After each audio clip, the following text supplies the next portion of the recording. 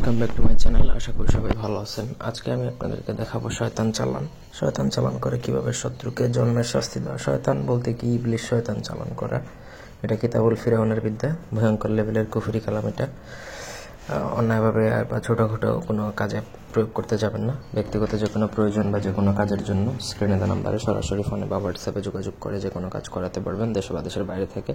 আমি বই থেকে একবার নিয়ম সহকারে দিয়ে দিয়েছি, তারপরে বলবো এটা করার পর কী হবে সেটা বলে দিচ্ছি। শত্রু একদম ধ্বংস হয়ে যাবে, এমনকি শত্রু রানে মারা যেতে পারে, শত্রুর পরিবার সহ সবাই মারা যেতে পারে, দুর্ঘটনা ঘটতে পারে, যে কোনো কিছু। শত্রু শারীরিক, মানসিক, আর্থিক সব দিক দিয়ে ক্ষতিগ্রস্ত হয়ে যাবে। শত্রু একদম নিঃস্ব হয়ে যাবে, শত্রুর অস্তিত্ব থাকবে না। এই জন্য আমি বারবার বলতেছি, অন্যায়ভাবে বা ছোটোখাটো বিষয়টা প্রয়োগ করতে যাবেন না, ঠিক আছে? তো শয়তান দ্বারা যদি আপনি কষ্টটা দিতে চান শত্রুকে, তাহলে এই তসবিরটা আপনি যে কোনো বুধবার আপনি ওয়ার্কা আবিদ মানে আঁকবেন। ওয়ার্কা আবিদ মানে হচ্ছে বুঝপাতা, এবং এটা লিখতে হবে হচ্ছে অরিজিনাল গুরুজন কালি দ্বারা। গুরুজন কালিদের সাথে আপনি জাফরান মিশাতে পারবেন, গুরুজনের অনেক দাম। আপনার চাইলে এগুলো আমাদের থেকে নিতে পারেন।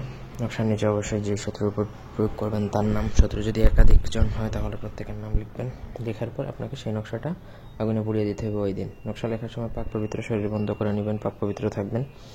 কোনো মহিলা প্রয়োগ করলে ভালো করে শরীর আপনার ভালো কিনা, পাক পবিত্র আছেন কিনা সেগুলো ক্লিয়ার হয়ে লিখবেন। নকশা যদি একটু এদিক সেদিক হয় তাহলে এই চালানটা আপনার উপর লাগবে, আপনার জীবন একদম তামা তামা করে ফেলবে।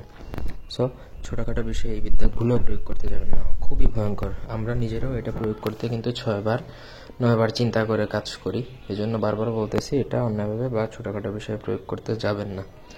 পোড়ানোর আপনি 3 থেকে 7 দিনের মধ্যেই খেলা শুরু হয়ে যাবে, তারপরে আপনার আর কিছু করার নাই। এই ছিল আজকের ভিডিও। ধন্যবাদ সবাইকে।